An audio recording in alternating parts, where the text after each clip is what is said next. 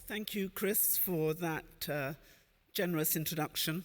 My Lord Mayor, Your Excellencies, ladies and gentlemen, it is an enormous pleasure to be with you and to welcome everyone watching online to this year's Net Zero Delivery Summit here at Mansion House. For me, it's a bit like coming home.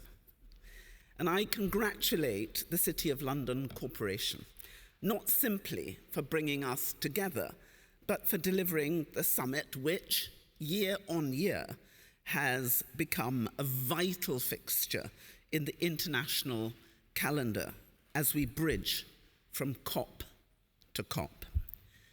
And it is fitting that we are all here, not only because of the incredible people and organisations which the City of London is able to convene, but because the current Lord Mayor, a renowned scientist and climate warrior, the Right Honourable Michael Manelli, is the 695th holder of the office, dating back to the year 1189. Perhaps the City of London has something to teach us about sustainability. I also pay tribute to the Sustainable Markets Initiative for its partnership in this summit. We all share the aspirations His Majesty the King gave life to through this initiative. And as Commonwealth Secretary General, I am totally committed to advancing its goals across the family of nations he leads. And I applaud all of you for being here, for your willingness to dig deep at this critical moment of crisis, with your expertise and with your commitment, and with the capital you are able to mobilize and protect. You know the urgency of the task before us. We are all here because we know and because we care. But I want to explain why this moment is so important for the Commonwealth.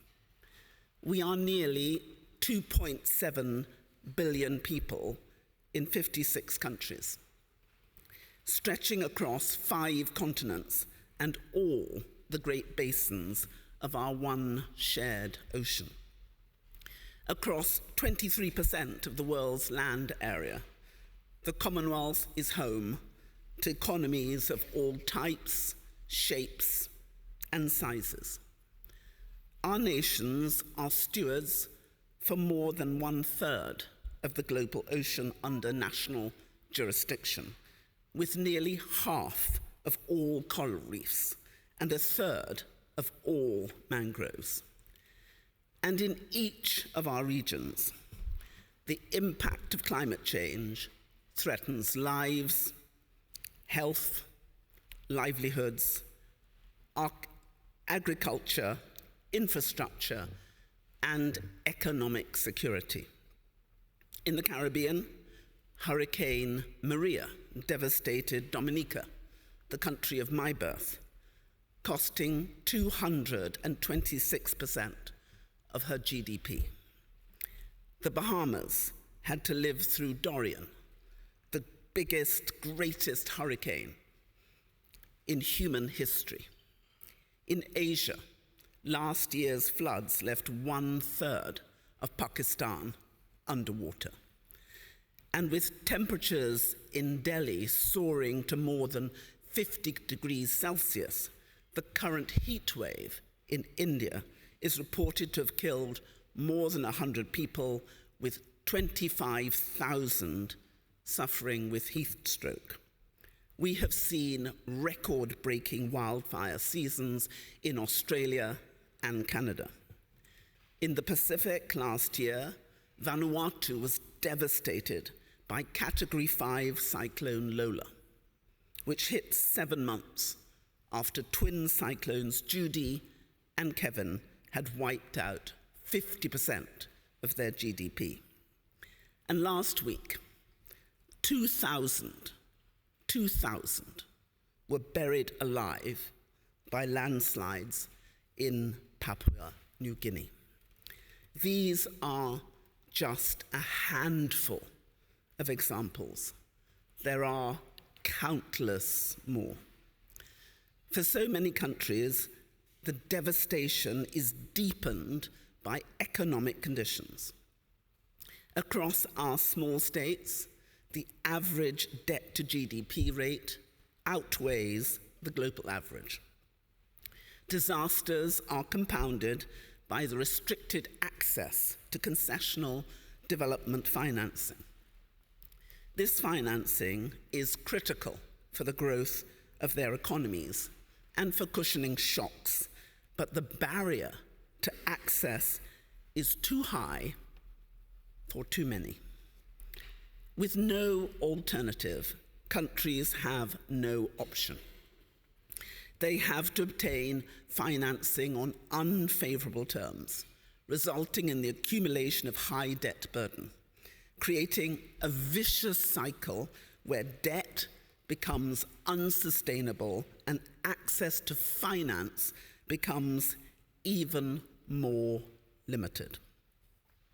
Reform of the IFIs and the context-specific financing is essential, as was made very plain last week in Antigua at the SIDS4 conference.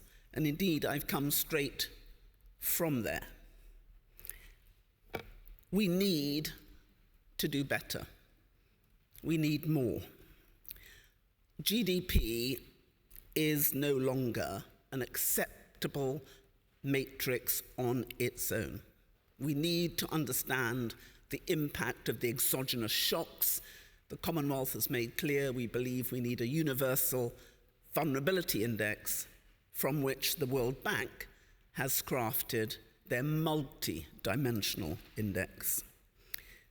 This is the context for our discussions today, and it is no surprise that the Commonwealth small states led the charge for the Loss and Damage Fund adopted at COP28. Yet, despite the progress we have seen and made together, the gap between where we are and where we need to be on emissions, on finance, and on justice has widened, while the window for action continues to narrow. Commonwealth leaders have been calling for global action since the Langkawi Declaration in 1989, before a process for international climate negotiations even existed. The legacy of leadership continues to this day. It enables us to combine a strong and clear voice on the need for greater urgency and ambition with a comprehensive program of practical support for our most vulnerable members.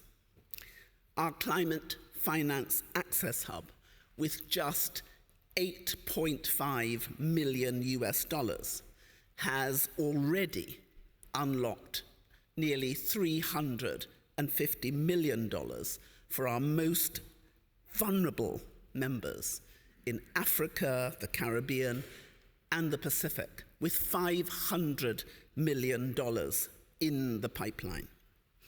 Through our Blue Charter and our Living Lands Charters, our nations are working together on land and ocean to design shared, replicable, integrated climate action. These are imaginative, sensitive, and deliverable solutions, such as the nature-based seawalls in Fiji, or the promotion of indigenous land rights in Ghana as part of a program of regenerative development. Our sustainable energy transition agenda helps our vulnerable nations accelerate a just transition while simultaneously bridging the energy access gap by SDG 7. Our Meridian programme supports debt-distressed member states manage a combined portfolio of more than $2.5 trillion of public debt. Our Common Sensing project utilizes satellite technology to predict and prepare for disasters, with AI and data analysis helping us to calculate risk and identify the best solutions. And in partnership with Cambridge University, we have developed a new tool to de-risk climate investments in small island states, enabling them to access the resources they need because you can invest with confidence. These solutions are authentic.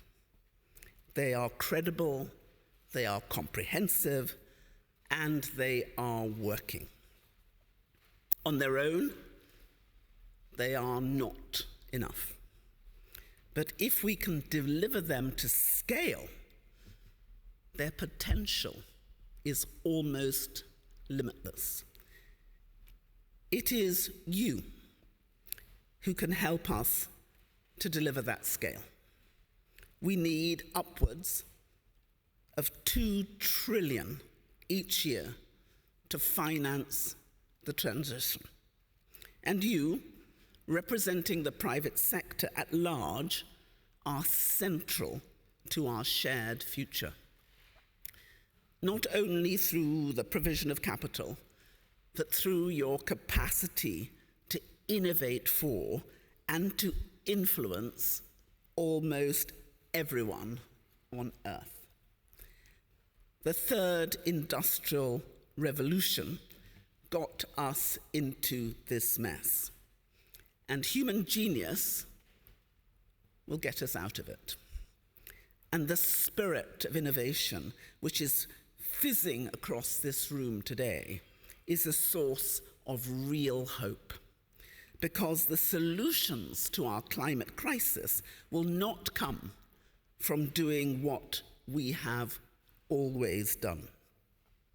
They will come from pushing the boundaries of what is possible, from daring to dream bigger, and from investing in the technologies and ideas which can recast our economies and build a sustainable future.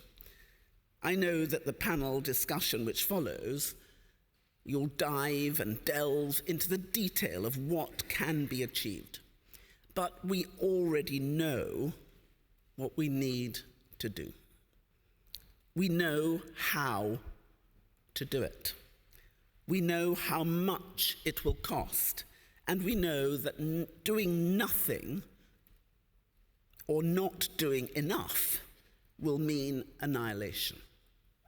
In the long history of humanity, only a handful of generations have been given the task to make the world safe in its moment of greatest danger.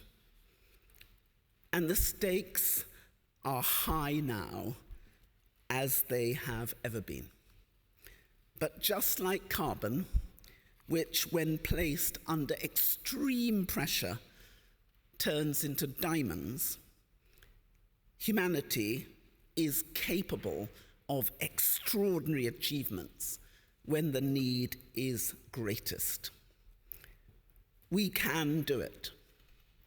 We must choose to do it.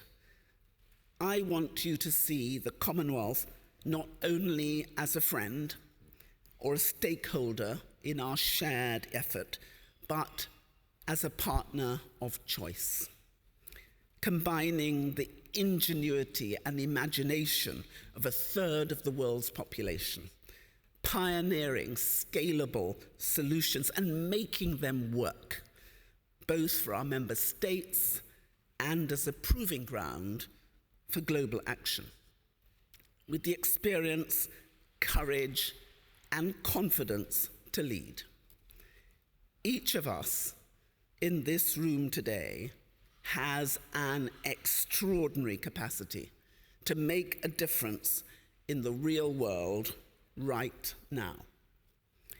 The challenge we face are grave, but together we are more than equal to them. And as we stand at the midpoint between COP28 and COP29, we need to channel every ounce of our collective energy and skill to seize the opportunity and responsibility which we all share to create a genuinely durable future, one which offers the kind of prosperity that is in harmony with nature and that will also secure our unique and only planet for generations to come. There is still only just enough time. But there is no time left to waste. And there are no more excuses. If not us, then who? If not now, then when? Let us not make it too late. It is our role to save our planet, and I believe this generation, if we choose, and it is a choice, if we choose, we can do this. So let's get working. Thank you.